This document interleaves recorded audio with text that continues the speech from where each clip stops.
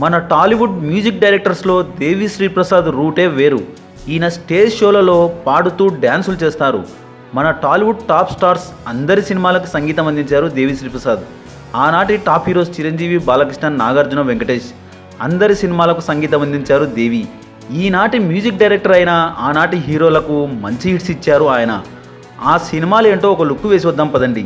ముందుగా మెగాస్టార్ చిరంజీవి సినిమాలు చూసుకుంటే దేవి శ్రీ ప్రసాద్ చిరంజీవి కాంబినేషన్లో వచ్చిన మొదటి సినిమా శంకర్ దాదా ఎంబీబీఎస్. ఈ సినిమాకి దేవి అందించిన మ్యూజిక్ పెద్ద హిట్ అయింది.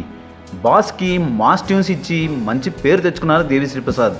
నెక్స్ట్ ఇదే మూవీకి సీక్వెల్గా వచ్చిన శంకర్ దాదా జిందాబాద్ సినిమాకి కూడా అద్భుతమైన ఆల్బమ్ ఇచ్చారు దేవి శ్రీ ప్రసాద్. నెక్స్ట్ శ్రీను వైట్ల డైరెక్షన్లో వచ్చిన అందరివాడు సినిమాకి మాస్ బీట్స్ ఇచ్చి అదరగొట్టేశారు దేవి శ్రీ ప్రసాద్.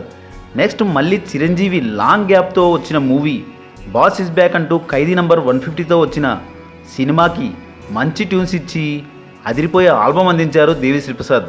2023 సంక్రాంతికి విడుదలై బ్లాక్ బస్టర్ హిట్ అయిన వాల్తేరు వీరయ్య చిత్రానికి అదిరిపోయే ట్యూన్స్ ఇచ్చారు దేవి శ్రీ ప్రసాద్. నెక్స్ట్ నరసింహం, బాలకృష్ణ, దేవి కాంబోలో వచ్చింది ఒకే చిత్రం. ఆ చిత్రం లెజెండ్. బాలయ్య, బోయపాటి కాంబినేషన్లో వచ్చిన యాక్షన్ మాస్ ఎంటర్టైనర్ లెజెండ్కి దేవి ట్యూన్స్ స్పెషల్గా నిలిచాయి. బాలయ్యతో దేవి చేసిన మొదటి సినిమా అయినప్పటికీ అద్భుతంగా యాప్ట్ అయ్యారు దేవి శ్రీ ప్రసాద్ గారు బాలయ్య ఇమేజ్కి. లెజెండ్ సినిమాలో టైటిల్ సాంగ్కి దేవి ఇచ్చిన ట్యూన్ సూపర్ అని చెప్పొచ్చు. నెక్స్ట్ కింగ్, నాగార్జున, దేవి కాంబోలో వచ్చిన సినిమాలు మన్మధుడు, మాస్, కింగ్ 3 సినిమాల ఆల్బమ్స్ అదరగొట్టేశారు. కింగ్ సినిమా టైటిల్ సాంగ్కి మాస్ ట్యూన్ ఇరగదీశారు. మన్మధుడు సినిమాలో రొమాంటిక్ సాంగ్స్ అద్భుతంగా వచ్చాయి. నెక్స్ట్ విక్టరీ వెంకటేష్, దేవి కాంబోలో వచ్చిన సినిమాలు నమో వెంకటేశ, F2, F3. శ్రీను వైట్ల డైరెక్షన్లో వచ్చిన నమో వెంకటేశలో వెంకీకి సరిపడా అద్భుతమైన ట్యూన్స్ ఇచ్చారు.